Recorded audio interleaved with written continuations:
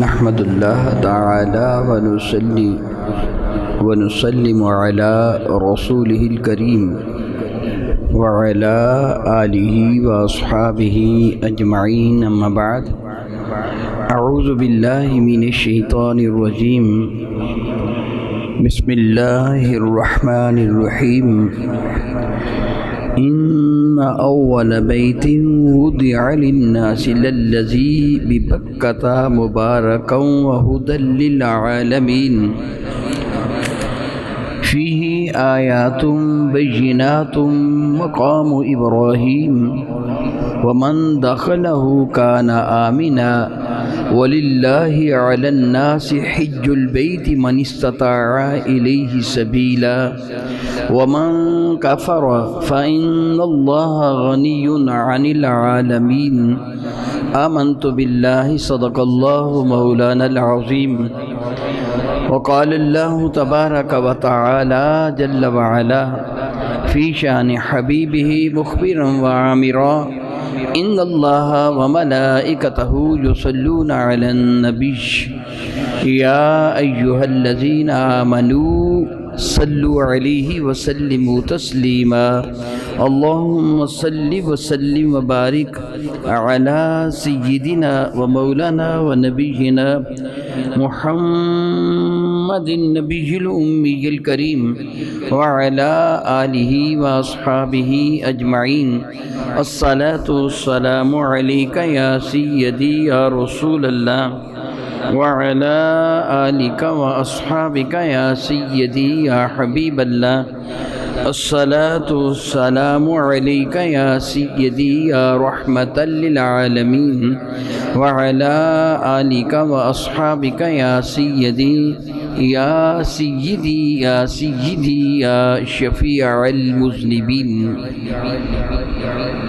نہایت ہی معزز محترم،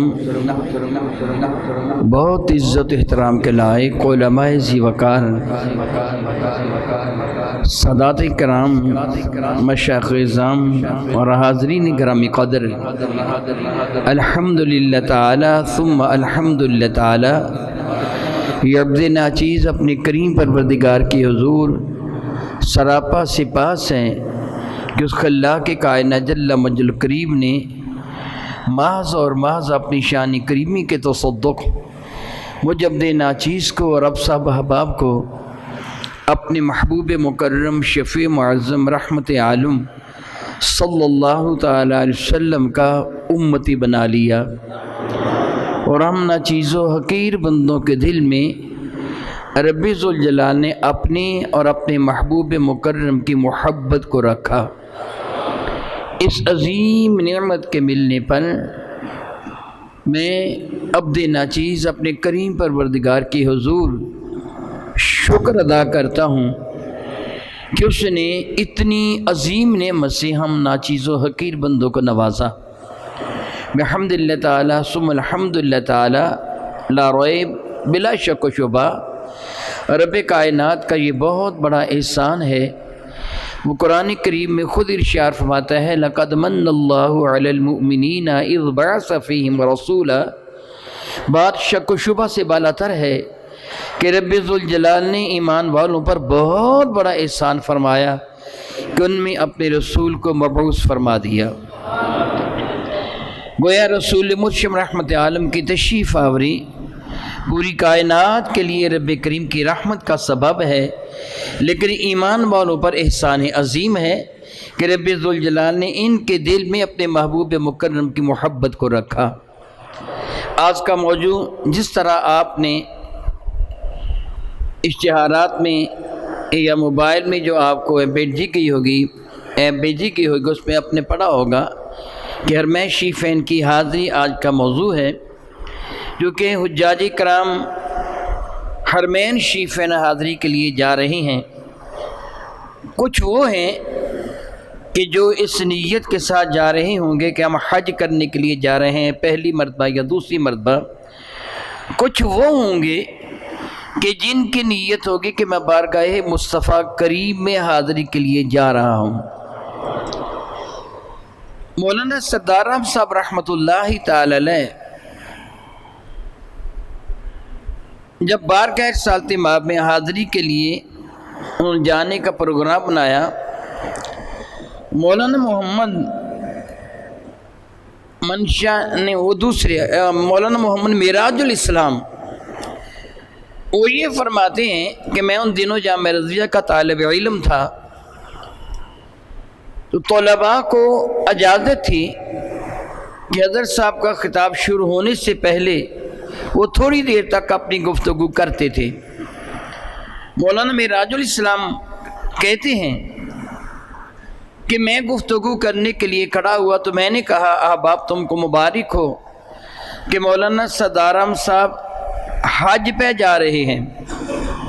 تو مولانا صدارہ صاحب رحمۃ اللہ تعالی جو قریب ہی تشریف فرماتے ہیں ٹوکا اور کہنے لگے کہ مولانا حج کے لیے نہیں بارگاہ مصطفیٰ میں حاضری کے لیے جا رہا ہوں، حج تو میں کر چکا ہوں، یعنی حج تو میں پہلے جو فرض تھا وہ تو ادا کر چکا ہوں، اب حج تو میرے ذمہ فرض نہیں رہ گیا ہے، حج ان کے صدقہ سے ہوگا۔ یعنی اصل میرے ذہن میں ہے کہ بارگاہ مصطفیٰ کی کیونکہ حج تو میں کر چکا ہوں، جو فرض تھا وہ تو ادا ہو چکا ہے، اب جو کروں گا تو یہ نفل ہوگا نا۔ تو اب دونوں میں ایک چیز کا تعین کرنا ہوگا، یا تو حج کے ذریعے بارگاہ مصطفیٰ میں حاضری ہو یا حضور کی حاضری کے صدقہ سے حج ہو جائے، دونوں میں سے ایک کا تعین کرنا ہوگا نا۔ تو میں بارگاہ مصطفیٰ میں حاضری کی نیت کر رہا ہوں، حج تو ان کے صدقہ سے ہو جائے گا۔ تو اس لیے میں نے عرض کیا کچھ تو وہ ہوں گے جو پہلی مرتبہ جا رہے ہیں فریضہ حج ادا کرنے کے لیے، کچھ وہ ہوں گے جو بارگاہ مصطفیٰ میں حاضری کے لیے جا رہے ہیں کہ ان کے صدقہ سے حج بھی ہو جائے گا۔ اصل الاصول حاضری اس پاک در کی ہے، یعنی ان کے صدقہ سے حج ہو جائے گا۔ تو بحمد اللہ تعالیٰ ثم الحمد اللہ تعالیٰ رب کائنات جل وعلا کا احسان و کرم ہے کہ پروردگار عالم جل وعلا نے ہم اہل سنت و جماعت کو یہ توفیق و ہمت عطا فرمائی ہے کہ ہم اس حقیقت کو تسلیم کرتے ہیں کہ عطا رب فرماتا ہے مگر مصطفیٰ کریم کے صدقہ سے عطا فرماتا ہے، انکار اس کا نہیں ہے۔ میرے کریم آقا خود ارشاد فرماتے ہیں، صحیح بخاری کتاب العلم ہے، راوی حضرت معاویہ ہیں، میرے کریم آقا علیہ السلام کا ارشاد گرامی قدر ہے، انما انا القاسم واللہ یعطی، اس پہ شک نہیں تقسیم میں مصطفیٰ کرتا ہوں، عطا رب ذوالجلال فرماتا ہے، یعنی عطا کرنے والا رب کو کائنات ہے، لیکن ہمیں کس کے در سے ملتا ہے، تقسیم فرمانے لگے میں کرتا ہوں۔ اس بنا پہ میں نے یہ گفتگو کی ہے کہ کچھ وہ لوگ ہوں گے کہ جو پہلی مرتبہ حاضری کے لیے جا رہے ہیں وہ تو نیت حج کی کریں گے، اور کچھ وہ لوگ ہیں جو پہلی مرتبہ حاضری دے چکے ہیں، کئی مرتبہ حاضری دے چکے ہیں، تو اب وہ حاضر ہوں گے تو ان کی نیت میں کچھ اور ہوگا، اور یہ سب کس لیے؟ میرا اللہ ارشاد گرامی قدر فرماتے ہیں وَلِلَّهِ عَلَى النَّاسِ حِجُّ الْبَيْتِ، لوگوں نے جو حج کرنا ہے نا اس کے لیے اللہ تعالیٰ فرماتا ہے وَلِلَّهِ عَلَى النَّاسِ، وَلِلَّهِ یہ پہلے ہیں۔ دیکھیے رب کائنات جل مجید نے دیگر ارکان اسلام کا تذکرہ فرمایا توحید کے علاوہ، بلکہ قولوا لا الہ الا اللہ، کہہ دو کہ اللہ تعالیٰ جل وعلا کے سوا کوئی عبادت کے لائق نہیں ہے۔ رب کائنات نے توحید اور رسالت کے اقرار کے بعد جو اعلیٰ ترین عبادت ہے وہ نماز ہے، تو رب کریم نے اس کا ذکر فرمایا اقیموا الصلاۃ، اس کے ساتھ وآتوا الزکاۃ، صلاۃ ادا کرو، زکوٰۃ ادا کرو۔ قرآن مجید فرقان میں متعدد جگہ رب کائنات نے نماز کا حکم دیا ہے، اقیموا الصلاۃ وآتوا الزکاۃ، نماز بھی ادا کرو، زکوٰۃ بھی ادا کرو، یہ بھی اسلام کے ارکان تین ہو گئے، پہلے کلمہ طیبہ، پھر نماز اور زکوٰۃ، پھر اشارے گرامی قدر فرمایا کتب علیکم الصیام، تم پہ روزے فرض کر دیے گئے ہیں، یہ بھی ہو گیا۔ لیکن حج کو یہ نہیں فرمایا کتب علیکم الحج والعمرہ، نہیں یہ نہیں فرمایا، بلکہ حج کا ذکر کرنے سے پہلے ارشاد فرمایا وَلِلَّهِ، اے حج کا ارادہ رکھنے والے یہ چیز اچھی طرح ذہن نشین کر لیں، وَلِلَّهِ، اللہ کی رضا کے لیے۔ حج کا ذکر بعد میں ہے، اللہ کی رضا کا ذکر پہلے ہے وَلِلَّهِ اللہ کو راضی کرنے کے لیے لِلنَّاسِ انسانوں پر ہے حج البیت حرم کعبہ کی حاضری اللہ کی رضا کے لیے ہے۔ تو اللہ کی رضا کس میں ہے؟ جہاں مصطفیٰ کریم کی رضا ہے اس میں ہے نا، اللہ کی رضا مصطفیٰ کریم کی رضا میں ہے۔ بحمد اللہ تعالیٰ ثم الحمد للہ تعالیٰ الحمد للہ تعالیٰ ثم الحمد للہ تعالیٰ۔ آپ جانتے ہیں کہ میرے کریم آقا رسول عربی شفیع معظم رحمت عالم صلی اللہ علیہ وسلم نے ارشاد گرامی قدر فرمایا تھا جو کما حججتو، حج اس طرح کرنا جس طرح میں مصطفیٰ حج کر رہا ہوں۔ میری ہر سنت کو، میرے ہر عمل مبارکہ کو، میرے ہر قول اور فعل کو تم نے پیش نظر رکھنا ہے۔ جب تم اللہ اکبر اللہ اکبر اللہ اکبر، غور کیجئے ذرا، جو میں عموماً بات عرض کیا کرتا ہوں، آپ پانی پینا چاہتے ہیں، اپنے ہاتھ میں کٹورا پکڑ لیتے ہیں، پیالہ لے لیتے ہیں، کپ یا گلاس لے لیتے ہیں، پانی پینا شروع کر دیتے ہیں تو آپ کی پیاس بجھ جائے گی۔ عمل مباح ہے، نہ ثواب ہوا نہ گناہ ہوا۔ جس طرح کسی ایک جانور نے پانی پی کر اپنی پیاس کو بجھا لیا، آپ نے بھی پانی پی کر اپنی پیاس کو بجھا لیا۔ ایمان والا بھی، کافر بھی پانی پی کر اپنی پیاس کو بجھا لیتا ہے، لیکن ایک ایمان والا کریم آقا رسول مرشد رحمت کون و مکان علیہ طیب ثنا کا سچا غلام، جو ہر عمل کو کرنے سے پہلے کریم آقا کی مبارک سنتوں کو اپنے پیش نظر رکھتا ہے، وہ اپنے ہاتھ میں وہ پانی کا پیالہ، کٹورا، گلاس، کپ پکڑ کے یہ تصور کریں کہ پانی تو میرے کریم نے بھی نوش جاں فرمایا تھا صلی اللہ تعالی علی حبیبہ دائما ابدا، اور پی میں بھی رہا ہوں، کیوں نہ وہ طریقہ کار میں اپنا لوں جو میرے کریم آقا کہیں۔ تو پھر کیا ہوگا؟ اللہ کی عزت کی قسم تجھے ہر گھونٹ میں سنت پر عمل کرنے کا ثواب ملے گا، پھر تیرا پانی پینا بھی عبادت ہو جائے گا۔ جب تو کریم آقا کے نقش قدم پہ چلنے کی کوشش کرے گا نا، تو پھر تیرا پانی پینا بھی، تیرا کھانا کھانا بھی، تیرا سونا جاگنا بھی، تیرا گفتگو کرنا، تیرا چلنا بھی، کہ کریم آقا کے چلنے کا انداز کیا تھا، کریم آقا کے مسکرانے کا انداز کیا تھا، کریم آقا کے آرام فرمانے کا انداز کیا تھا، ان کے تناول فرمانے کا انداز کیا تھا، تو پھر تیرا ہر قول، تیرا فعل وہ سنت بن جائے گا، ثواب کا سبب بن جائے گا، اللہ کی عبادت بن جائے گا، جب تو اپنے پیش نظر اپنے کریم آقا کی رضا کو رکھے گا۔ تو اللہ تعالیٰ کا ارشاد گرامی قدر یہی ہے، تو حضور نے یہی ارشاد فرمایا تھا، خُذُوا عَنِّی مَنَاسِکَکُمْ، آؤ حج کے طریقے مجھ مصطفیٰ سے سیکھ لو، جیسے جیسے میں کروں تم بھی کر لینا۔ کبھی صحابہ نے عرض کیا تھا، جب رب ذوالجلال نے ارشاد گرامی قدر فرمایا تھا اقیموا الصلاۃ، نماز قائم کرو، تسلسل کے ساتھ ادا کرو، ان میں انقطاع نہ آنے دو، کسی نماز کو قضا نہ کرو، اس کو ہمیشہ قائم رکھو، اس سلسلے کو۔ تو صحابہ نے عرض کیا تھا یا رسول اللہ علیہ السلام ہم کس طرح نماز ادا کریں؟ تو کریم آقا نے بڑا پیارا جواب دیا تھا، فرمایا تھا سلو کما رأیتمونی اصلی، مجھ مصطفیٰ کو دیکھو نا، جیسے جیسے میں کروں تم بھی کرتے چلے جانا، یہی نماز ہوگی، یہی نماز ہوگی۔ رب ذوالجلال حج کی فرضیت کا اعلان فرماتا ہوا قرآن کریم میں ارشاد فرماتے ہیں ان اول بیت وضع للناس للذی ببکۃ مبارکہ، ان اول بیت وضع، سو سب سے پہلا گھر جو وضع فرمایا گیا، جو متعین فرمایا گیا، للناس انسانوں کے لیے، یعنی جس کی جانب رخ کر کے یہ اپنے رب کی عبادت کریں گے، للذی ببکۃ مبارکہ، رب کائنات کی رضا کی خاطر وہ مکہ مکرمہ میں برکتوں والا ہے، وَهُدًى لِّلْعَالَمِينَ، اور سارے عالمین کے لیے، پوری کائنات کے لیے باعث ہدایت ہے۔ فِيهِ آیاتٌ بَيِّنَاتٌ، اور اس میں اللہ تعالیٰ جل وعلا کی قدرت کی نشانیاں بھی ہیں۔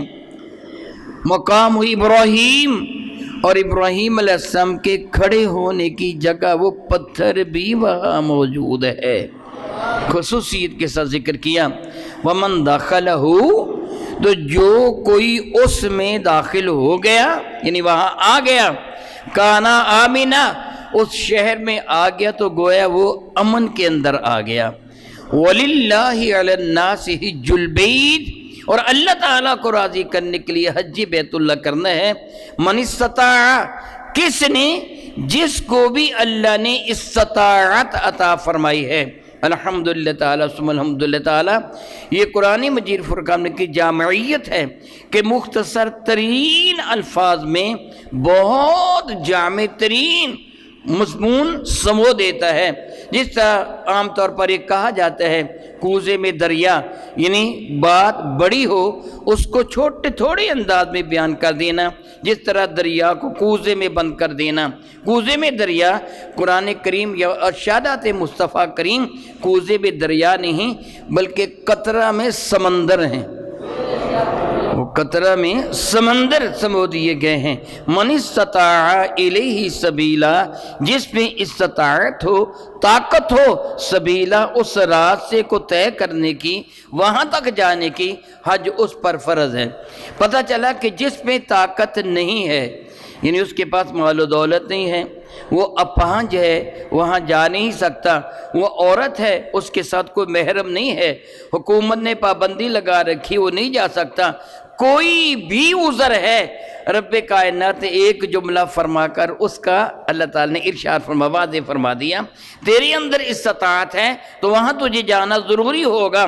میرا اللہ ارشاد گرامی قدر فرماتا ہے ومن کفر، اور جس نے انکار کر دیا، جس نے حج کرنے سے انکار کر دیا تو پھر وہ یاد رکھے فَإِنَّ اللَّهَ غَنِيٌّ عَنِ الْعَالَمِينَ، اللہ تعالیٰ تو پوری کائنات سے بے پرواہ ہے، وہ تو محتاج نہیں ہے۔ جو تم عبادت کرتی ہو اس کی اسے تو ضرورت نہیں ہے، جو عبادت کرے گا، نماز پڑھے گا، پرہیزگاری کرے گا، روزہ رکھے گا، حج کرے گا، زکوٰۃ ادا کرے گا، اللہ تعالیٰ کی عبادت کرے گا، اس کا اپنا فائدہ ہے۔ وَمَن يَعْمَلْ مِثْقَالَ ذَرَّةٍ خَيْرًا يَرَهُ، جو ایک چیوٹی کے سر کے برابر نیکی کرے گا اس کا اجر اس کو عطا فرمایا جائے گا۔ وَمَن يَعْمَلْ مِثْقَالَ ذَرَّةٍ شَرًّا يَرَهُ، جو ایک چیوٹی کے سر کے برابر گناہ کرے گا اس کا گناہ بھی اس کے سامنے پیش کر دیا جائے گا۔ گویا اگر تم نیکی کرتی ہو تو اپنے لیے، گناہ کرتے ہو تو اپنے آپ کو برباد کرنے کے لیے، نہ اللہ پر احسان ہے نہ اس کا کوئی نقصان ہے، وہ تو بے پرواہ ہے۔ واللہ غنی عن العالمین۔ تو میں ابتدا میں جو گفتگو کر چکا ہوں اپنے کریم آقا کے حوالہ سے، تھوڑا سا غور کریں حج کے لیے کہ رب کائنات نے اس قدر اس کی تاکید فرمائی ہے۔ حج کا انکار کرنے والا، بلند آواز سے کہہ دیجئے، حج کا انکار کرنے والا کافر ہے۔ میرا اللہ تعالیٰ جل وعلا اسی طرف اشارہ فرماتا ہے وَمَن کَفَرَ فَإِنَّ اللَّهَ، جس سے انکار کیا گویا اس نے کفر کیا ہے۔ سیدنا فاروق اعظم رضی اللہ تعالیٰ نے اپنے زمان برکت نشان میں اپنے عمال کو یعنی گورنرز کو آپ نے ارشاد فرما دیا تھا اپنے علاقہ میں تحقیق کرو، جو بندہ صاحب استطاعت ہوتے ہوئے یعنی اس پہ طاقت ہے آنے کی، اتنا خرچہ اس کے پاس موجود ہے جو اپنے اہل خانہ کو اپنی واپسی تک ان کو بے نیاز کر سکتا ہے، ان کو خرچہ دے سکتا ہے بغیر کسی عذر کے، جو کلمہ طیبہ پڑھنے والا بھی، یہ سیدنا فاروق اعظم نے ایک سرکل جاری کیا تھا کہ جو بغیر عذر کے کلمہ طیبہ پڑھنے والا حج کرنے کے لیے نہیں آتا اس کو کافر قرار دے کر اسے جزیہ وصول کر لیا جائے، یعنی اس کو ایمان والا نہ مانا جائے کہ وہ باوجود استطاعت کے حج کے لیے کیوں نہیں آتا، کیونکہ اللہ تعالیٰ نے یہی فرمایا وَمَن کَفَرَ فَإِنَّ اللَّهَ غَنِيٌّ عَنِ الْعَالَمِينَ، جس سے کفر کیا تو اللہ تعالیٰ تو کائنات میں بے پرواہ ہے، اسے تو محتاج ہی نہیں ہے، یہ تو تمہارے لیے ہے۔ حج جس کے لیے اس قدر ارشاد فرمایا گیا، تھوڑا سا غور کیجئے یہ سارے کا سارا کیا ہے، حج جو ہے نا یہ سارے کا سارا ہے کیا؟ آپ جانتے ہیں کہ حاجی جب حج کا ارادہ کرتے ہیں تو پھر وہ میقات سے پہلے یا میقات پر احرام باندھتا ہے، ٹھیک ہے نا، احرام باندھتا ہے۔ احرام اس کا مادہ حرم ہے، حا را اور میم، حرم، جس کا معنی حرام ہی ہوتا ہے۔ جس طرح تکبیر تحریمہ ہے، نماز کی ابتدا کہاں سے ہوتی؟ تکبیر تحریمہ سے، تو یہ اسی حرام سے ہے۔ تکبیر تحریمہ نے بعض وہ چیزیں حرام قرار دے دیں جو عام حالت میں حلال تھیں، جس طرح میں جو گفتگو کر رہا ہوں اس گفتگو کا کرنا گناہ ہے کہ ثواب؟ سارے بتا دو، ثواب ہے نا، نیکی ہے نا۔ جو کچھ میں اب عمل کر رہا ہوں، گفتگو کر رہا ہوں قرآن مجید فرقان میں کی آیات مبارکہ کی جو تفسیر اور شرح آپ کے سامنے ذکر کر رہا ہوں، اس عمل کو آپ گناہ کہیں گے یا ثواب؟ عام حالت میں یہ قرآن مجید فرقان مجید کو پڑھنا، اس کی شرح بیان کرنا ثواب ہے، لیکن حالت نماز میں یہ کرنا حرام ہے۔ نہیں باتیں کر سکوں گا؟ حالت نماز میں پانی پینا حلال ہے، حالت نماز میں حرام ہے، کھانا کھانا حلال ہے، حالت نماز میں حرام۔ علی ھذا القیاس گن کے چلے جائیے، تحریمہ نے ان چیزوں کو حرام بنا دیا، اس لیے اس تکبیر کو تکبیر تحریمہ کہتے ہیں۔ جب بندہ احرام باندھتا ہے تو بعض وہ چیزیں جو پہلے اس کے لیے حلال تھیں اب حرام ہو گئیں۔ اس کی بیوی اس کے لیے حلال تھی، لیکن جب اس نے احرام کی نیت کر لی اب اس پر وہ عمل کرے گا کوئی بھی ایسا تو اس کو جرمانہ ادا کرنا ہوگا، بلکہ اس نیت کے ساتھ معاذ اللہ تعالیٰ اپنی بیوی سے بھی گفتگو نہیں کی جا سکتی۔ میرا اللہ ارشاد گرامی قدر فرماتے ہیں فلا رفث ولا فسوق ولا جدال فی الحج۔ رفث کہتے ہیں خواہشات نفسانیہ کی تکمیل کو، سیکس کو۔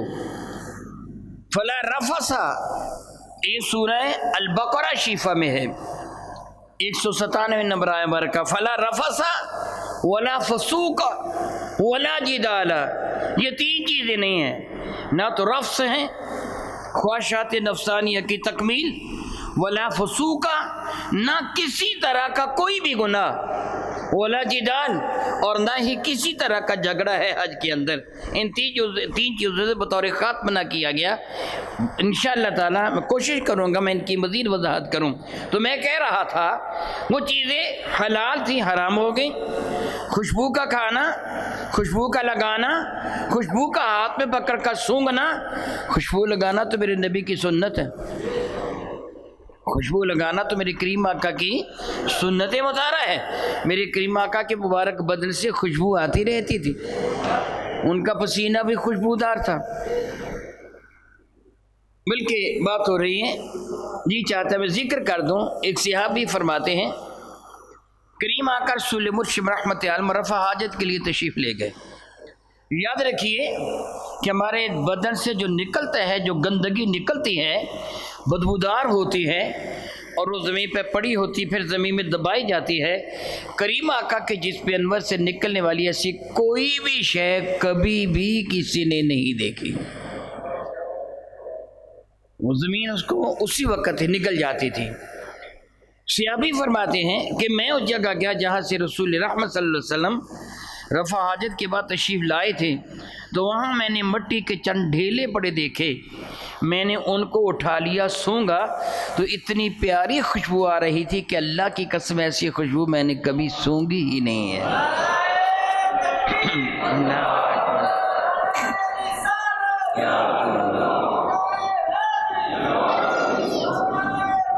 یا غوث فرماتے ہیں وہ ڈھیلے میں نے اٹھا کر اپنی آستین میں رکھ لیے۔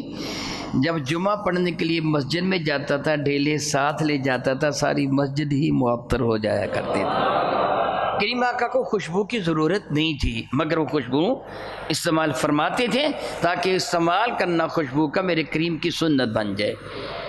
میں کہہ رہا تھا یہ چیزیں حرام ہوگی نا حالت احرام میں، تفصیل میں جاؤں گا تو میرا اصل موضوع رہ جائے گا۔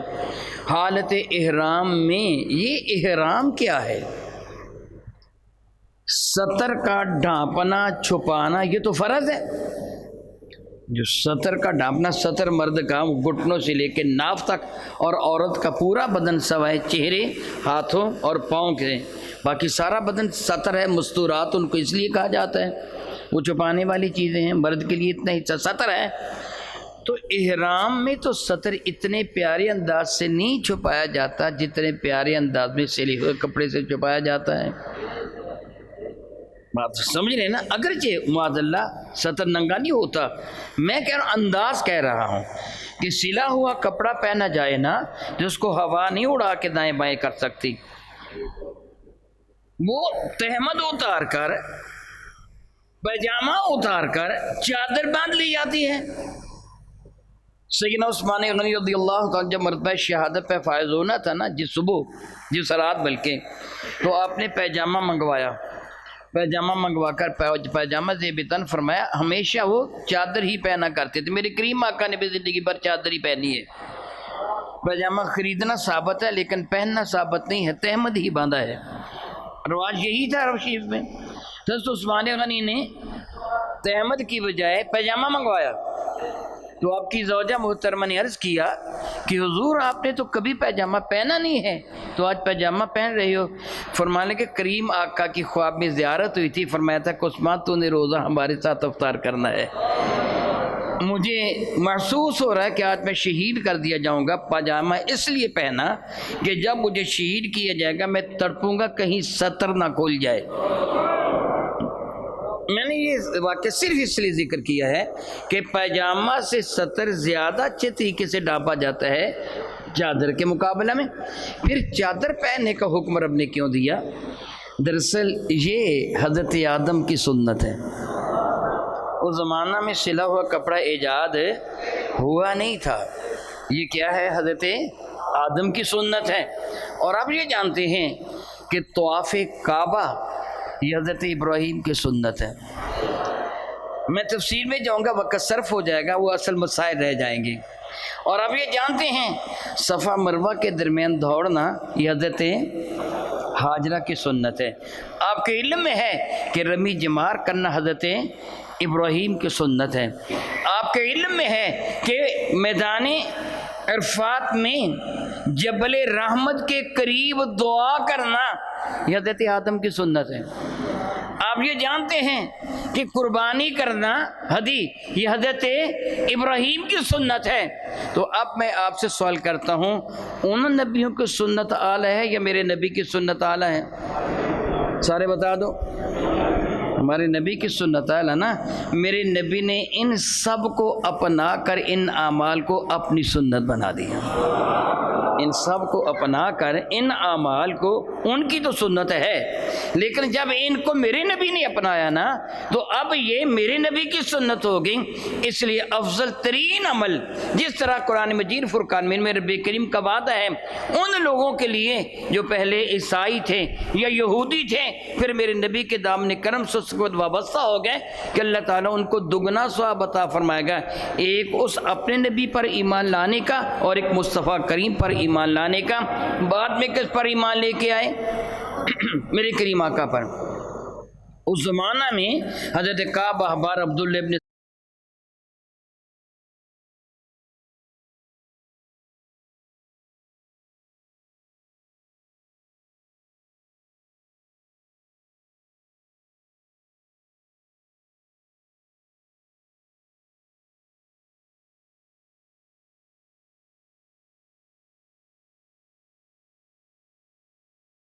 دگنا ہو گیا، اگر نبی سے متعلق نہ ہوتے تو ان کو ثواب ملتا؟ سارے بتا دو، ایک گناہ مل جاتا؟ بتاؤ بھلا۔ میرا خیال آپ بات میری سمجھ نہیں ہے۔ کوئی عیسائی یا یہودی میرے نبی پر ایمان نہ لائے تو اس کو ثواب مل جائے گا؟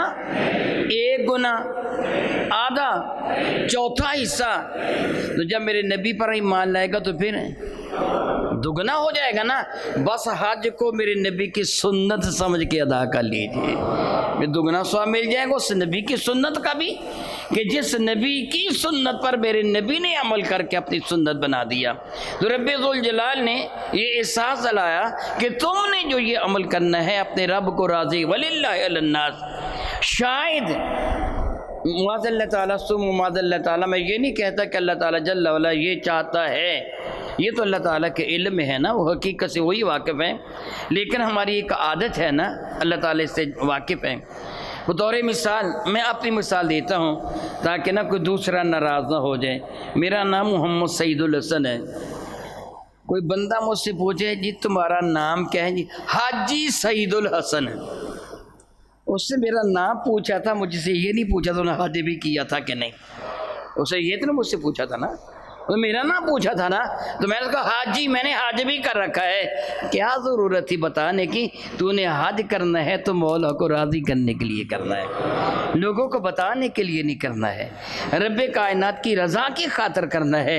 اس لیے جب تو حج کا احرام باندھ لے گا تو پورا یقین کر لیں کہ اب تو نے جو عمل کرنا ہے مصطفیٰ کریم کے نقش قدم پہ چلتے ہوئے کرنا ہے اور اپنے رب کو راضی کرنے کے لیے کرنا ہے، اپنے رب کی رضا کے لیے کرنا ہے، اپنے مولا کو راضی کرنے کے لیے کرنا ہے۔ اور وہ پابندیاں جو احرام کی پابندیاں آپ کو بحمد اللہ تعالیٰ جو بھی حج پہ جا رہا ہوگا اس کے علم میں ہوگا، کتابیں شائع کر کے تقسیم کی جاتی ہیں، ٹریننگ سینٹر بنے ہوئے ہیں، وہاں ٹریننگ دی جاتی ہے وغیرہ وغیرہ، لیکن بعض وہ چیزیں ہیں کہ جن کی جانب ہم توجہ نہیں کرتے، جن کی جانب ہم توجہ نہیں کرتے۔ میں یہ باتیں آپ کے سامنے ذکر کر رہا ہوں اور یہ بھی میں علم رکھتا ہوں کہ آپ سارے کے سارے بارگاہ سالت مآب میں حاضری کے لیے نہیں جا رہے، میرے علم میں یہ بھی ہے۔ ہو سکتا ہے کچھ دوست آپ کے احباب چلے گئے ہوں گے، کچھ جانے والے ہوں گے، بعض چیزوں کی ان کو نصیحت کر دیجئے۔ میں نے ایک چھوٹا سا رسالہ لکھا تھا جس کا نام سازش کا انکشاف۔ اس رسالہ میں نے یہ تحریک کیا تھا کہ پاکستان کے اندر مختلف اخبارات اور رسائل کے حوالے سے ایک خبر چھپی تھی۔ وہ خبر یہ تھی کہ مختلف ممالک جن میں جاپان، جرمن اور یہ سنگاپور وغیرہ، ان کی وہ تحقیقاتی کمیٹیوں کی رپورٹ تھی۔ وہ یہ رپورٹ تھی کہ جو خشک دودھ بازار میں میسر ہے اس میں خنزیر کی چربی شامل کی جاتی ہے، جو خشک، بلکہ ان کا یہ دعویٰ تھا سوئٹزرلینڈ وغیرہ کا کہ اگر تم یہ چاہو کہ دنیا میں کہیں سے بھی تم کو خشک دودھ ایسا مل جائے جس پہ یہ چیز شامل نہ ہو تو یہ غیر ممکن ہے۔ اس چیز پر پاکستان کی نیشنل اسمبلی میں بحث ہوئی تھی۔ اس زمانہ میں سردار جسٹس محمد اقبال خان، یہ پاکستان کا چیف جو محتسب تھا، محتسب اعلیٰ تھا اس زمانہ میں، تو اس نے جسٹس سردار نے پاکستان کے وہ سفراء جو ان ممالک میں متعین تھے جہاں سے پاکستان دودھ منگواتا ہے، امپورٹ کرتا ہے، ان کو کہا تھا کہ ان ممالک سے تحقیقات کر کے بتاؤ کہ کیا پاکستان کو بھیجے جانے دودھ میں خنزیر کی چربی کا کوئی جز شامل ہے۔ تقریباً ایک مہینے کے بعد پھر اخبارات میں شائع ہوا تھا کہ ان سفیروں نے یہ رپورٹ کی ہے کہ اس میں سور کی چربی نہیں ہے، البتہ پاکستان کی سب سے معتبر اور بڑی لیبارٹری اس کی تحقیقات کے مطابق اس میں یقینی طور پر کسی جانور کی چربی شامل کی جاتی ہے۔ کیا بولا میں نے کہا؟ اس میں یقینی طور پر کسی جانور کی چربی شامل کی جاتی ہے۔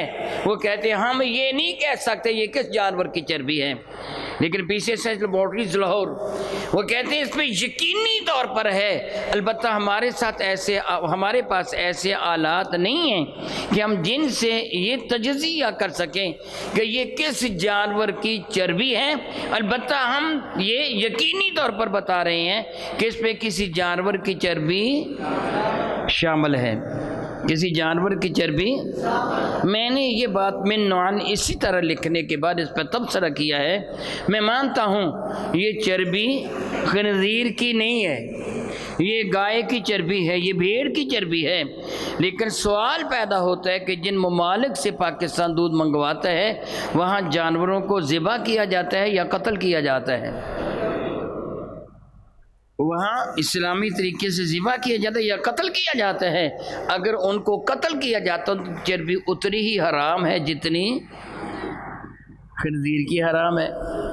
میں اللہ تعالیٰ سے معافی مانگتا ہوں یہ جملے کہہ رہا ہوں، حجاجی کرام عوام الناس بھی سارے کے سارے، حجاجی کرام بالخصوص دیکھیے، آپ اتنی دولت خرچ کر کے، اتنی مشقت کر کے، اتنی محنت کر کے تم حج کا فریضہ سر انجام دے رہے ہو، کتنی مشقت، 5 دن کی مشقت ہے اور بڑی مشقت ہے، بڑی مشقت ہے۔ کہیں ایسے نہ ہو، میرے نبی کا صلی اللہ علیہ وسلم اشارے گرامی قدر ہے کہ ایک آدمی دور دراز سے آتا ہے، اس کے بال بکھرے ہوئے ہیں، اس کا لباس میلا کچیلا ہو گیا، اتنا طویل سفر طے کیا کہ اس کا جسم مٹی سے اٹ گیا، بال بکھر گئے، اس کا لباس پھٹ کے پرانا ہو گیا، وہ آ کر رو رو کر دعا مانگ رہا ہے، اللہ تعالیٰ جل وعلا اس کی دعا کو قبول نہیں فرماتا، رد فرما دیتا ہے۔ صحابہ کرام ڈر گئے، اے اللہ کے نبی صلی اللہ تعالیٰ علیہ وسلم، اس بیچارے سے قصور کیا ہو گیا جو اس کی نماز قبول نہیں ہو رہی، جو اس کی دعا قبول نہیں ہو رہی؟ میرے نبی نے اشارے گرامی قدر فرمایا، اس کے پیٹ میں حرام ہے، اس کے بدن پر حرام ہے، حرام کو اللہ قبول نہیں فرماتا۔ کہ بات سمجھ آئی آپ کو کہ نہیں آئی؟ اب شیطان کی شرارت دیکھیے کہ وہ بسکٹ وغیرہ میں، آئس کریم میں، بیکری کے سامان میں، بعض اوقات نان کے اوپر خشک دودھ لگا دیا جاتا ہے۔ خود ایمان سے بتائیے، اگر حاجی یہ استعمال کرے گا اور اس میں یہ حرام جانور کی چربی ہوگی تو پھر حج قبول ہو جائے گا؟ احتیاط کیجئے گا، کیا بلا؟ احتیاط کیجئے گا۔ پھر اللہ تعالیٰ کا یہ ارشاد گرامی قدر جس کی جانب کم توجہ دی جاتی ہے، فلا رفث ولا فسوق ولا جدال۔ رفث جس طرح ابھی تھوڑی دیر پہلے میں وضاحت کر چکا ہوں، میاں بیوی کا باہمی تعلق، سیکس، خواہشات نفسانیہ کی تکمیل رفث کہلواتا ہے۔ فلا رفث، حج میں یہ نہیں ہے، وہ بیوی کہ سنت کے مطابق جس کے ساتھ نکاح ہوا تھا، اللہ تعالیٰ جل وعلا کا حکم مانتے ہوئے جو ایک عبادت کا عمل کیا تھا۔ سنت پہ عمل کرنا عبادت ہے، نکاح کا کرنا عبادت ہے، اللہ کا حکم ہے، فَانكِحُوا مَا طَابَ لَكُم مِّنَ النِّسَاءِ، نکاح کرو ان عورتوں سے جو تمہیں پسند آئیں، اللہ کا حکم ہے، نبی کی سنت ہے۔ وہ خاتون جس کے ساتھ اللہ کا حکم مانتے ہوئے، کریم آقا کی سنت مطہرہ کو اپناتے ہوئے آپ نے نکاح کیا تھا، وہ عورت بھی تم پر حالت احرام میں حرام ہو گئی۔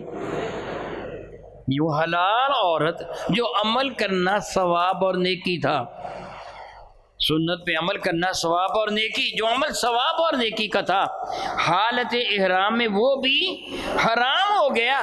تو جو پہلے ہی حرام تھا، میری بات کو آپ نے سمجھنا ہے، جو پہلے ہی حرام تھا وہ کتنا حرام ہو گیا ہوگا جب حلال بھی حرام ہو گیا۔ اب سادہ سے لفظوں میں یوں سمجھیے، اس موضوع پہ بیوی کے ساتھ گفتگو بھی نہیں کر سکتا، اس موضوع پر اپنی بیوی کے ساتھ بھی گفتگو نہیں کر سکتا، اس نیت کے ساتھ اپنی بیوی کو نہیں چھو سکتا۔ ہاں، یہ نیت نہ ہو، ذہن مطمئن ہو تو پھر بیوی کا ہاتھ پکڑ کر بھی طواف کر سکتا ہے، بیوی خاوند کا دامن پکڑ کر بھی طواف کر سکتی ہے، اگر نیت صاف ہو۔ اگر نیت صاف نہیں تو پھر ہاتھ بھی بری نیت سے لگا سکتا۔ یوں غور کیجئے، تھوڑا سا غور کیجئے، پروردگار عالم جل وعلا کے ہاں اس عمل کا خواتین کو کیا حکم ہے کہ تم اپنے چہرے کی ٹکری کو ننگا کر لو گے، کان کی ایک لو سے لے کے دوسری لو تک، معمول کے مطابق جہاں بال اگتے وہاں سے لے کے ٹھوڑی تک، یہ چہرہ کہلواتا ہے۔ اس کے سوا کانوں کو ڈھانپا جائے گا، وہ گردن کو ڈھانپے گی، اپنے سارے بالوں کو ڈھانپے گی۔ چہرے کی ٹکری کو ننگا کر لینا، اپنے ہاتھ ننگے ہوں گے گھٹنوں سے آگے، پوری فل آستین والا وہ لباس پہننے گی، آدھی آستین والا لباس حرام ہے۔ اسی طرح وہ اپنے پاؤں کو ننگا رکھے گی، اپنے وہ شلوار جو بھی پیجامہ تہمت جو بھی اس نے زیب تن کا رکھا ہے وہ ٹخنوں سے نیچے تک ہوگا۔ اس کو کیا حکم دیا؟ چہرے کو، سارے بتا دو، چہرے کو، پھر کہیے چہرے کو، اور مردوں کا کیا حکم دیا؟ خبردار اگر بری نیت کے ساتھ ان کی جانب دیکھا بھی تو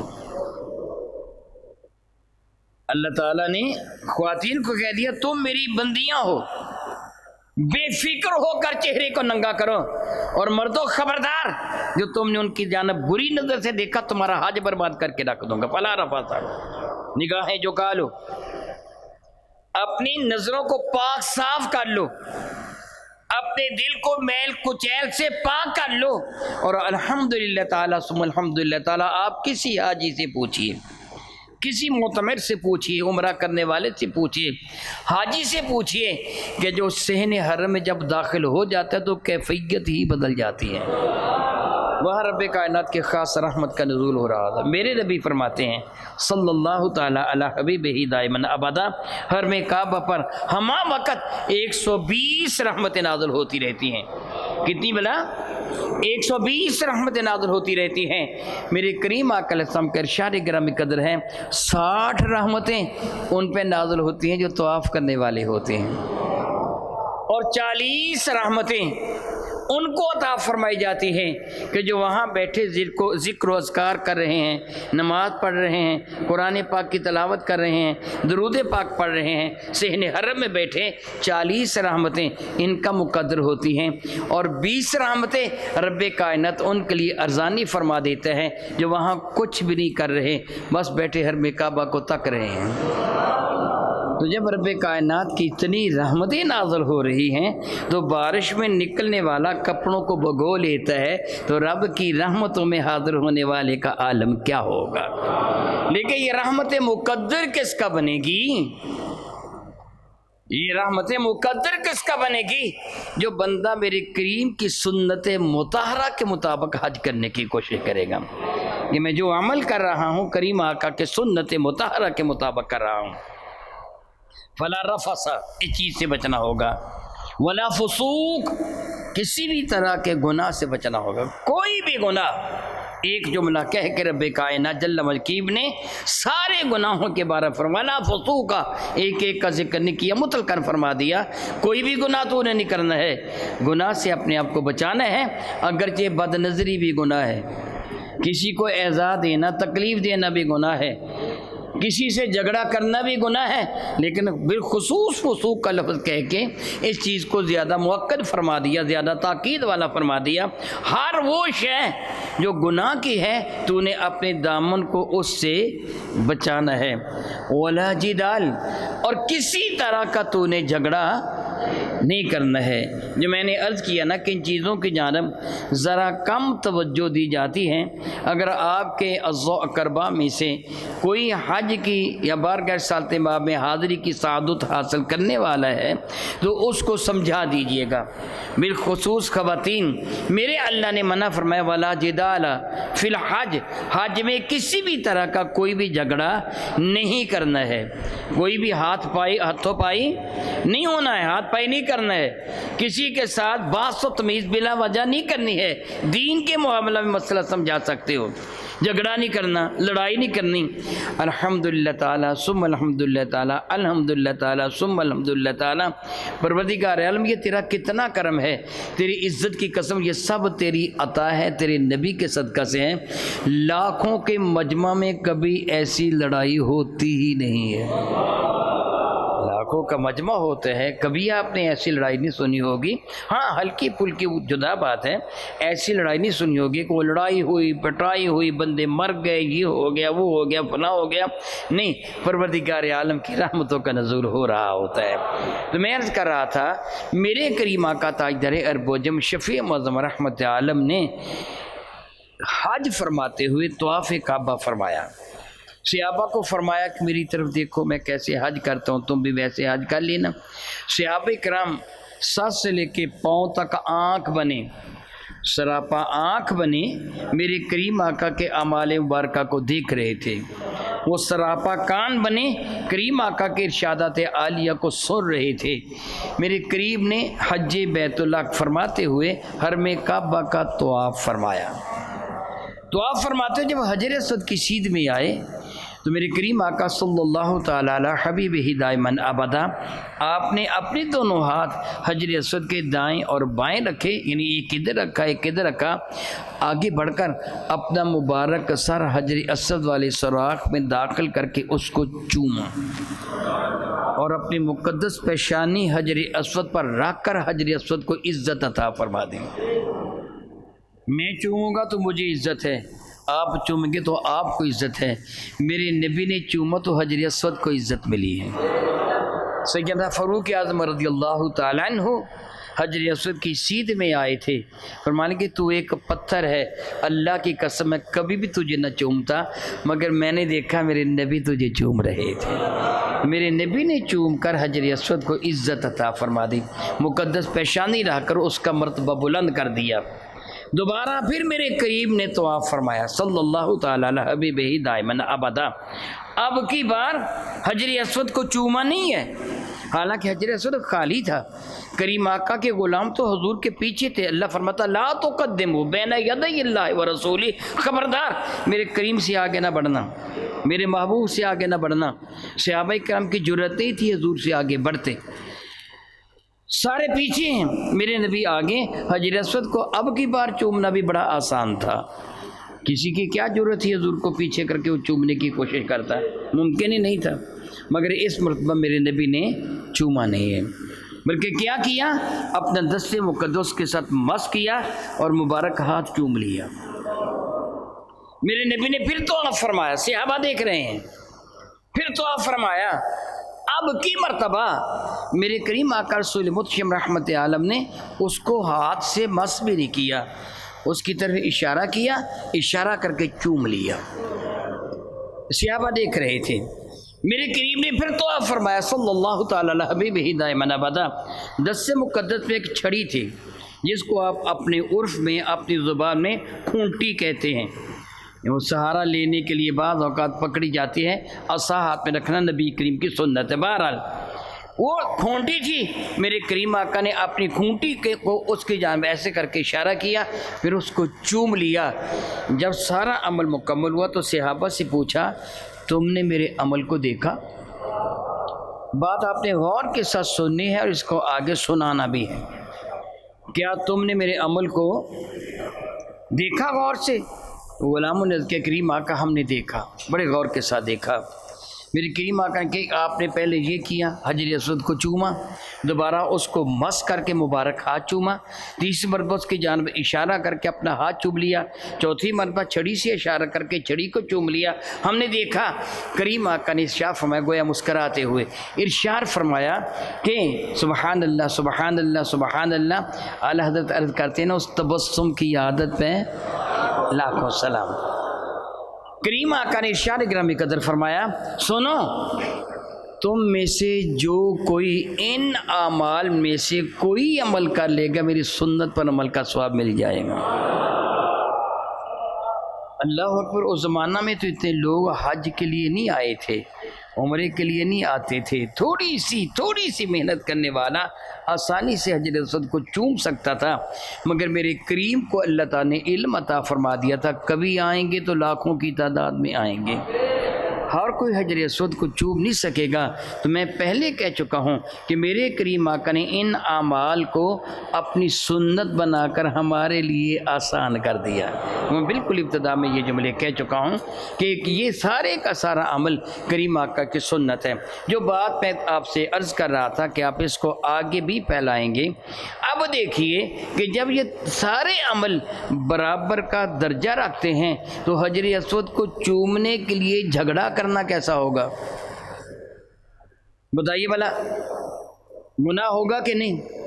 اللہ نے فرمایا ولا جدال فی الحج، حج میں جھگڑا نہیں کرنا ہے، فلا رفث، رفث بھی نہیں ہے۔ میں اللہ تعالیٰ جل وعلا کے حضور دعا کرتا ہوں کہ پروردگار عالم تو ان پاک باز ہماری ماں بہنوں کے حج اور عمرہ کو قبول فرما لے، وہ بیچاری جو اس قدر شریف زادہ ہیں، اس قدر شریف زادیاں ہیں کہ وہ کسی شخص کو اپنے جسم سے مس نہیں ہونے دیتی، اور وہ مردوں میں گھسی ہوئی ہوتی ہیں، اس لیے کہ ہم حجر اسود کو چوم کر ثواب حاصل کر لیں گی۔ وہ بیچاری گویا کہ اپنی عزت کو دو پہ لگائے بیٹھی ہیں، وہ تو کسی کو اپنے ساتھ مس بھی نہیں ہونے دیتی۔ اب وہ مردوں کے اندر گھسی ہوئی ہیں، ان کا دوپٹہ اتر رہا ہے، حالت غیر ہو رہی، کہہ چاہتا نہیں ہو رہی، معاذ اللہ تعالیٰ ثم معاذ اللہ تعالیٰ۔ وہ بیچاری سب کچھ برداشت کر رہی ہوتی ہیں، ان کے خیال میں حجر اسود کو چومنا ثواب زیادہ ہے، مگر ان بیچاریوں کو پتہ نہیں ہے، اللہ تعالیٰ ان کو معاف فرما دینا، ان کا عمر اور حج قبول فرما لینا۔ وہ بیچاریاں یہ سمجھ بیٹھی ہیں کہ حجر اسود کو چومنا شاید زیادہ ثواب ہے، نہیں، میرے نبی نے اشارہ کر کے چومنے کو بھی اپنی سنت بنا دیا ہے، اشارہ کر کے چومنے کو بھی اپنی سنت بنا دیا، جب میرے نبی نے آسانی عطا فرما دی ہے۔ بلکہ میرے کریم آقا رسول عربی نے سب کو، حاکمان وقت کو بھی، علماء کو بھی ارشاد فرمایا تھا، یسروا ولا تعسروا، میری امت کے لیے آسانیاں پیدا کرنا، ان کو مشکلات میں مبتلا نہ کرنا، ان کو پیش آنا۔ کتنا پیار ہے میرے نبی کو اپنی امت کے ساتھ، کتنا پیار ہے، کتنا پیار ہے۔ حج سے پہلے یا بعد، میں زیادہ تفصیل سے گفتگو کروں گا تو باقی جو میرے دل میں ہے وہ رہ جائے گا۔ حج سے پہلے یا بعد آپ نے بارگاہ مصطفیٰ کریم میں حاضری دینا ہے۔ جو بھی حج پہ جا رہے ہیں، اللہ تعالیٰ آپ سب کو یہ سعادت عطا فرمائے۔ وہاں کس لیے آپ جاتے ہو؟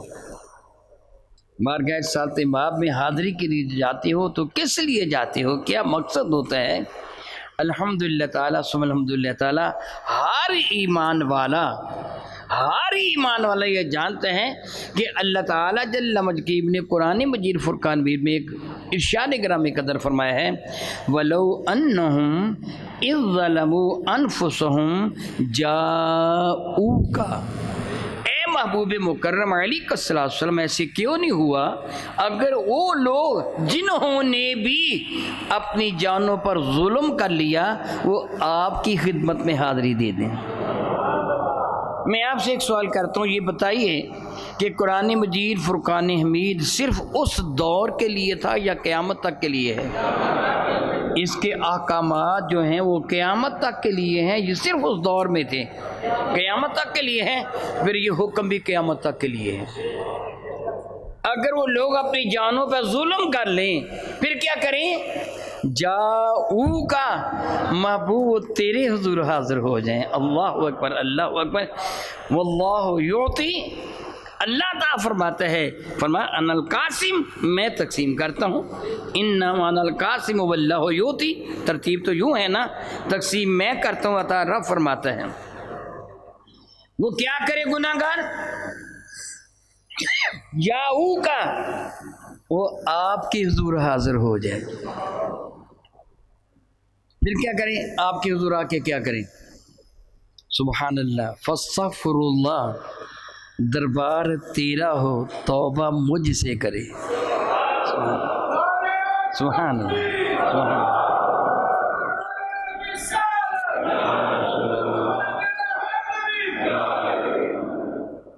حاضری تیرے حضور دیں گے، توبہ مجھ سے کریں گے، بخدا خدا کا یہی ہے در، نہیں اور کوئی مفر مکر، جو وہاں سے ہو یہیں آ کے ہو، جو یہاں نہیں تو وہاں نہیں۔ محبوب حاضری تیرے دروازے پہ دیں گے اور توبہ مجھ سے کریں گے، معافی مجھ سے مانگیں گے۔ اللہ اکبر، اللہ اکبر، اللہ اکبر، اللہ اکبر۔ اور یا رسول اللہ علیہ الصلوۃ والسلام، وہ تیرے حضور حاضر ہو کر معافی مجھ سے مانگے۔ دیکھیے، آپ معافی مانگے رب سے تو اللہ تعالیٰ معاف فرما دیتا ہے کہ نہیں؟ سارے بتا دو، فرما دیتا ہے نا۔ کیوں؟ وہ کریم ہے، اس لیے کہ وہ کریم ہے، معاف فرما دیتے ہیں۔ جو آیوں پر کا تلاوت کرنے کا شرف اس وقت میں حاصل کر رہا ہوں کہ اللہ تعالیٰ فرماتے ہیں وہ لوگ جنہوں نے اپنی جانوں پر ظلم کیا، اے محبوب مکرم، وہ آپ کے حضور حاضر ہو جائیں اور مجھ سے معافی مانگیں، تو کیا معافی مل جائے گی؟ جی نہیں ملے گی۔ کیا بولا؟ نہیں ملے گی، ابھی نصاب پورا نہیں ہوا۔ حاضری بھی ہو گئی، رب سے معافی بھی مانگی، لیکن معافی کا اعلان نہیں ہوا، کیا کرے؟ وَاسْتَغْفَرَ لَهُمُ الرَّسُولُ، محبوب تم ان کی سفارش فرما دو۔ مولا اب تو یہ میرے دروازے پر آ گئے ہیں، اللہ اکبر اللہ اکبر اللہ اکبر اللہ اکبر۔ اے کریم، میں تیری شان کریمی کے قربان منگتوں کو مانگنے کا طریقہ سکھا دیا، منگتوں کو مانگنے کا میں توبہ کرتا ہوں، لیکن سمجھانے کے لیے آپ کو ایک مثال دیتا ہوں۔ ایک آدمی کسی مل میں، فیکٹری میں، کسی دکان پر کام کرتا تھا، اس سے قصور سرزد ہو گیا، غلطی سرزد ہو گئی، مل کے مالک نے، دکان کے مالک نے اسے دکان سے فارغ کر دیا، جا چلا جا، دفعہ ہو جا، تو بار بار غلطیاں کرتا ہے، یہ قصور کیا تو نے، اسے چوری کی تھی، ڈاکہ ڈالا تھا، اس نے بددیانتی کی، جو بھی اسے کیا، قصور اتنا بڑا کیا تھا کہ اسے مل سے نکال دیا گیا، مل سے نکل گیا۔ میری بات کو آپ نے سمجھنا ہے، میں نے توبہ کر کے یہ آپ کے سامنے مثال بھیجی تاکہ آپ کو بات سمجھ آ جائے۔ مل سے وہ نکل گیا، وہ چلا گیا اپنے گھر۔ اب مل کے مالک نے دیکھا کہ چھوٹے چھوٹے بچے ہیں اس بے وقوف کے، اب اس کو کام کہیں بھی نہیں ملے گا، میں اسے دوبارہ کام پہ رکھ تو لوں، لیکن ایک طریقہ کر اپنا۔ تو اس نے اپنے مینیجر کو بلایا، ادھر آ۔ مینیجر کو بلا لیا، وہ کہا وہ شخص تیرے پاس آئے نا، آ کر کہے جناب مجھے غلطی مجھ سے ہوگی ہے، مجھے معاف کر دیں، میں دوبارہ غلطی نہیں کروں گا، تو اس کو لے کے میرے پاس آ جانا اور آ کہنا سر یہ آئندہ غلطی نہیں کرے گا، اس کو رکھ لو، تو سفارش کا دینا میں رکھ لوں گا۔ میری بات کی سمجھ آپ کو آ رہی ہے؟ میں توبہ کرتا ہوں، مثال دی نہیں جیسا آپ کو سمجھانے کے لیے دی۔ رب فرماتا گناہ کیا ہے تو میرے محبوب کے دروازے پہ آ جاؤ، محبوب تم کہہ دو اے اللہ معاف کر دے، میں معاف کر دوں گا۔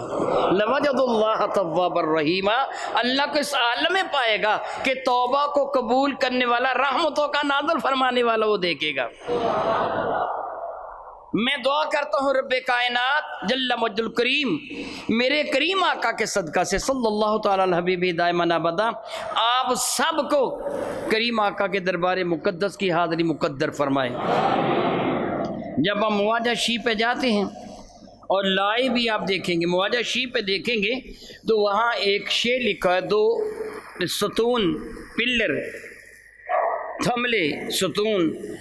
مواجہ شریف اس جانب کو کہا جاتے ہیں کہ جو حضور سید کون و مکان علیہ السلام کے رخ زیبا کے سامنے والی جگہ ہے، اور یہ وہ جگہ ہے کہ جہاں حضرت سیدہ حفصہ رضی اللہ عنہ کا گھر ہوا کرتا تھا۔ حضرت ام المؤمنین حفصہ کا گھر تھا جہاں کھڑے ہو کر ہم سلام عرض کرتے ہیں نا۔ کریم آقا کے دربار مقدس میں یعنی اس جانب سنہری جالی اسی جانب ہے، لوگ باری باری یہاں سے گزرتے چلے جاتے ہیں۔ وہاں شعر لکھا ان دونوں ستونوں پر، ایک شعر، ایک مصرع ادھر لکھا ہے، ایک مصرع ادھر لکھا ہے۔ یہ مصرع لکھا ہوا ہے دائیں ستون پر، یا خیر من دفنت بالقاع اعظمہ فطاب من طیبہن القاع والاقم، اور دوسرے ستون پر لکھا ہے نفسی الفداء لقبر انت ساکن فیہ العفاف وفیہ الجود والکرم۔ یہ شعر میں نے بہت سی کتابوں میں تفاسیر میں پڑھا تھا، لیکن یاد میں نے وہیں کھڑے ہو کے کیا ہے، روضہ انور کے سامنے کھڑے گے، بار بار پڑھ کے میں نے یاد وہیں کیا ہے۔ اس شعر کا یہ معنی بنتا ہے یا خیر من دفنت بالقاع اقمہ، اے وہ ذات بابرکات کہ جن کو آج تک زمین میں دفن کیا گیا ان سب میں سب سے زیادہ عزت والے ہیں، یعنی پوری کائنات میں جن کو سب سے زیادہ عزت و عظمت میسر آئی۔ فطاب من طیبہن القاع والاقم، تو آپ کے جز انور کی خوشبو سے، عام طور پر کیا ہوتا ہے جب بندہ مر جاتا ہے تو اس کے بدن سے بدبو آتی ہے اور بہت بری بدبو آتی ہے۔ میں یہ آپ کو اطلاع دے دوں کہ انسان کے بدن کی بدبو دوسرے مرے ہوئے جانور کی بدن کی بدبو سے زیادہ بری ہوتی ہے۔ یہ بدبو اس بدبو سے زیادہ بری ہوتی ہے جس طرح آپ جانتے ہیں کہ دوسرے جانوروں کے پیٹ سے جو خوراک ہضم ہو کے نکلتی ہے مینگنیوں کی شکل میں یا گوبر کی شکل میں، اس کی بدبو اتنی ہوتی جتنی انسان کے جسم سے نکلنے والی شے کی ہوتی ہے۔ اب جانتے ہیں نا اس میں بدبو زیادہ ہے۔ یہ غسل نہ کرے بہت بدبو آتی ہے، جانور سے ایسی بدبو نہیں آتی۔ یہ مر جائے شدید بدبو آتی ہے، مگر وہ لکھا ہوا کیا ہے؟ اے محبوب مکرم علیہ السلام، جب آپ قبر انور میں تشریف لے گئے تو آپ کے جسد انور کے صدقہ سے نہ آپ کی قبر بلکہ باقی قبریں بھی خوشبوؤں سے بھر گئیں۔ وطاب من طیبہن القول کمو پھر نفسی الفداء لقبر، میری جان قربان ہو جو اس قبر کی مٹی پر کہ جس کے اندر آپ تشریف فرما ہے۔ دراصل اس قبر میں سراپا عفیف، ہر گناہ سے، ہر کوتاہی سے، ہر عیب سے محفوظ اور سراپا کرم ہے جو لیٹے ہوئے ہیں۔ یہ لکھا ہوا ہے شعر۔ اس کا پس منظر کیا ہے؟ اس سے آپ کو حاضری کا طریقہ بھی پتہ چل جائے گا اور حاضری کے مقصد کا بھی پتہ چل جائے گا۔ اور یہ وہ چیز ہے جس کو اپنے بیگانوں سب نے تسلیم کیا۔ کیا بلا؟ اگر بیگانے تسلیم نہ کرتے تو آج تک میرے نبی کے روزن پر لکھا ہوا نہ ہوتا۔ علامہ ابن کثیر نے تفسیر ابن کثیر میں اس کو، علامہ ابن قیم نے جن کا وہاں مذہب ہے اسے جلال الافہام وغیرہ میں اس کو نقل کیا، اور اس کا انکار گویا تاریخ کا انکار ہے۔ الشعر کا پس بلکہ یہ سیرت مختصر سیرت رسول کے اندر بھی اس کا ذکر کیا گیا۔ میں عرض کر رہا تھا کیا اس کا پس منظر ہے؟ حضرت عتبی رضی اللہ تعالیٰ عنہ فرماتے ہیں کہ میں بارگاہ رسالت مآب میں حاضر تھا۔ جو میں اب عرض کروں گا نا، میں ترجمہ نہیں عرض کروں گا، میں مفہوم عرض کروں گا۔ عتبی آئے تے بے یہ عتبی فرماتے ہیں کہ میں بارگاہ رسالت مآب میں حاضر تھا کہ ایک بندہ آیا۔ بعد میں معلوم ہوا یہ بندہ آنے والا معلوم نہیں کہاں سے آیا تھا، بڑا دور دراز کا سفر طے کر کے آیا تھا۔ اس کے بکھرے ہوئے بال، گردالود چہرہ، پھٹا پرانا لباس اس بات کی غمازی کر رہا تھا کہ آنے والا قریب سے نہیں آیا، لمبا سفر طے کر کے آیا ہے۔ یہ مدینہ طیبہ میں آیا تھا، اس سے مدینہ طیبہ میں آ کر لوگوں سے پوچھا تھا کہ میں نے بارگاہ مصطفیٰ کریم میں حاضر دینی ہے، رسول اللہ کہاں تشریف فرما ہے؟ اس کو بتایا گیا وہ تو اللہ کو پیارے ہو چکے ہیں۔ یہ بات اس پر بجلی بن کے گری، بڑا رویا، بڑا تڑپا۔ وہ میں تو بہت دور سے آیا تھا اور اس نیت کے ساتھ آیا تھا کہ بارگاہ بے کس پناہ میں حاضری دے کر اپنے گناہوں کو معاف کروا لوں گا، مگر شومی یہ قسمت کہ میں ان کو نہ پا سکا۔ کہنے لگا مجھے ان کی قبر ہی بتا دو۔ اس کو قبر انور کی خبر دے دی گئی۔ وہ بھی فرماتی کہ اس کا رونا اتنا دردناک تھا کہ میں بھی رونے لگا۔ اس نے آ کے عرض کیا یا رسول اللہ صلی اللہ تعالی علیہ وسلم، رب کائنات نے جو آپ پر کتاب ہدایت قرآن کریم کی شکل میں نازل فرمائی ہے، میں نے اس کا مطالعہ کیا، اس میں ایک آیا مبارکہ پڑھی ہے کہ وَلَوْ أَنَّهُمْ إِذْ ظَلَمُوا أَنفُسَهُمْ جَاءُوكَ فَاسْتَغْفِرُوا اللَّهَ وَاسْتَغْفَرَ لَهُمُ الرَّسُولُ لَوَجَدُوا اللَّهَ تَوَّابًا رَحِيمًا۔ تو یا رسول اللہ، میں گناہوں کا پہاڑ سر پر اٹھائے، گناہوں کی گندگی میں لتھڑا ہوا، میں آپ کے حضور حاضر ہوا تھا تاکہ میں رب سے توبہ کروں اور آپ کو اپنا سفارشی بناؤں، رب سے توبہ کروں اور آپ کو اپنا سفارشی بناؤں تاکہ میرے گناہ معاف ہو جائے، مگر شو میں قسمت کہ میں آپ کی زیارت نہ کر پایا، میرے گناہوں کا کیا ہوگا، میری کوتاہیوں کا کیا ہوگا۔ یہ کہہ کے وہ رویا، پھوٹ پھوٹ کے رویا۔ پھر اس سے قبر انور سے تھوڑی سی مٹی اٹھائی، اس کو چوما، آنکھوں سے لگایا، اپنے چہرے اور سر پر ملا، پھر اس سے یہ کہا یا خیر من دفنت بالقاع اعظمہ، وہ جو ترجمہ میں پہلے آپ کو بتا چکا ہوں، اے کائنات کی عظیم ترین ذات کہ جس سے اعلیٰ آج تک کوئی قبر میں نہیں گیا ہے۔ وطاب من طیبہن القول اکم، وہ ساری کی ساری قبریں اور آپ کی قبر انور آپ کی خوشبو سے معطر و منبر ہو گئیں. نفسی الفداء لقبر، جب وہ یہ جملے کہہ رہا ہوگا تو بھی پہ کیا گزری ہوگی، میری جان اس قبر پر قربان ہو جائے کہ میں جس کی زیارت کے لیے آیا ہوں. نفسی الفداء لقبر انت ساکن، جس قبر میں آپ جلوہ فرما ہیں میری جان اس قبر کی مٹی پر قربان ہو جائے. فیہ العفاف و فیہ الجود والکرم، اس پہ تو سراپا عفیف ہیں اور سراپا جود و کرم ہے. یہ کہا وہ روتا ہوا دیر تک وہاں رہا، پھر وہ روتا ہوا واپس چلا گیا. خود بھی کہتے مجھ پر عجب کیفیت طاری تھی، میں بھی رو رہا تھا، آنکھیں بند تھیں، رو رہا تھا کہ مجھے اونگ آ گئی. کیا ہوا بھلا؟ نیند آ گئی، اونگ آ گئی. میں کہوں گا آئی نہیں لائی گئی تھی، آئی نہیں لائی گئی تھی. وہ کیا کہتے یک یک میں کہہ دیکھتا ہوں کہ میرے قدر کا ستارہ اوج پر ہے. کیا دیکھا؟ رسول رحمت تشریف فرمائے. وہ عربی چلا گیا، اس کے جانے کے ابھی وہ نکلا ہوگا، ان کو اونگ آ گئی. میرے کریم آقا کی زیارت ہوئی، میرے کریم آقا میں اتوی اٹھو اسے جا کے خبر دے دو رب کائنات نے میری سفارش اس کے سارے گناہ معاف کر دیے ہیں. اللہ اکبر، اللہ اکبر، اللہ اکبر. اے زائر مدینہ، تو بھی وہاں جا کے یہی عرض کر لے کہ میرے آنے کا مقصد کیا ہے. میں اپنے گناہوں کو معاف کروانے کے لیے ہوں. کچھ دوست صحابہ بھی یہاں بیٹھے یہ سوچ رہے ہوں گے یہ تو امیر لوگ وہاں چلے گئے گناہ معاف کروا لیے، اب غریب کیا کرے گا. بہت عزت والے میرے بھائی، اللہ تعالیٰ تجھ پہ بے شمار رحمت نازل فرمائے. جب تو درود پاک پڑھتا ہے تو تیرا نام، تیرے ابا کا نام بارگاہ مصطفیٰ میں چلا جاتا ہے. کئی مرتبہ بتا چکا ہوں، کئی مرتبہ بتا چکا ہوں. پھر تو یہاں لیکن میں بہت مرتبہ یہ جملے کہہ چکا، اب پھر کہہ رہا ہوں.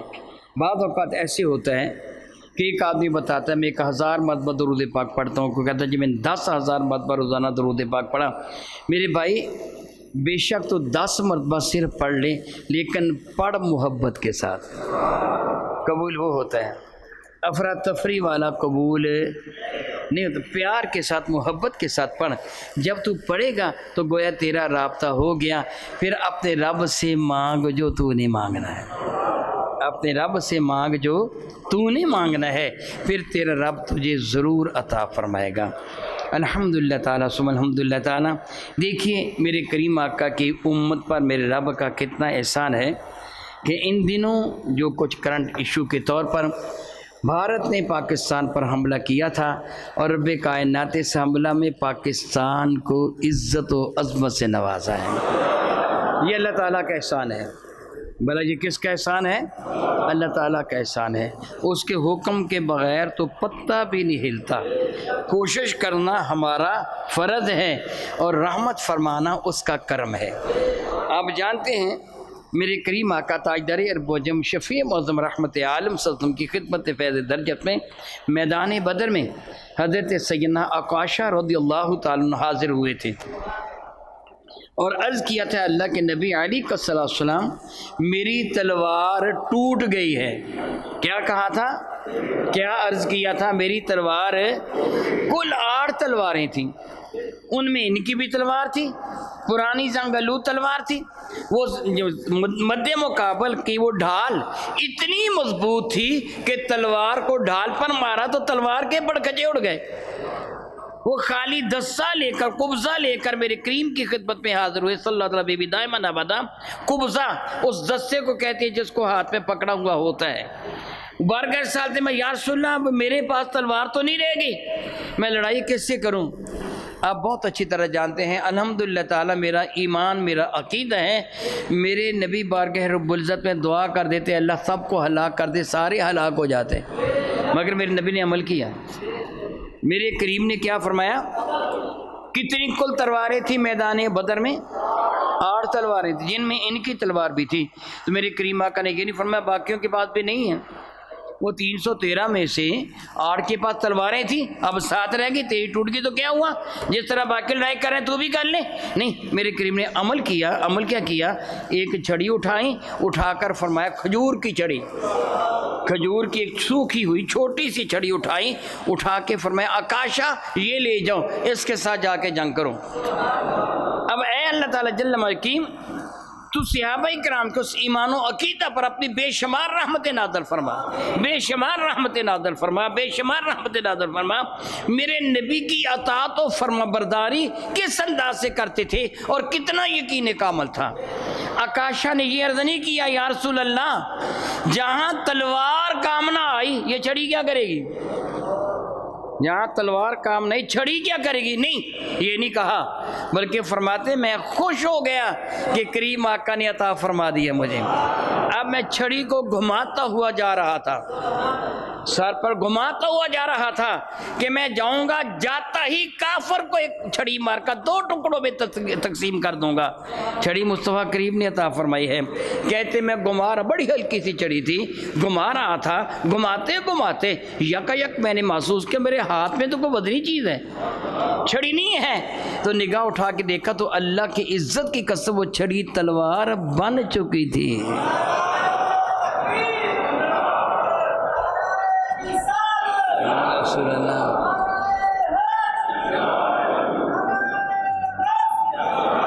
یہ عمل کرنا تیرا کام ہے، جدید ترین طیارے گرا دینا یہ رب کا کام ہے۔ یہ اللہ نے کیا، الحمدللہ تعالیٰ ثم الحمدللہ تعالیٰ۔ اس پر اپنے رب کا شکر ادا کیجیے۔ میرے رب کا وعدہ ہے لئن شکرتم لازیدنکم، اگر میری نعمت پر میرا شکر ادا کرو گے میں نعمت چھینوں گا نہیں، اس میں اضافہ کر دوں گا۔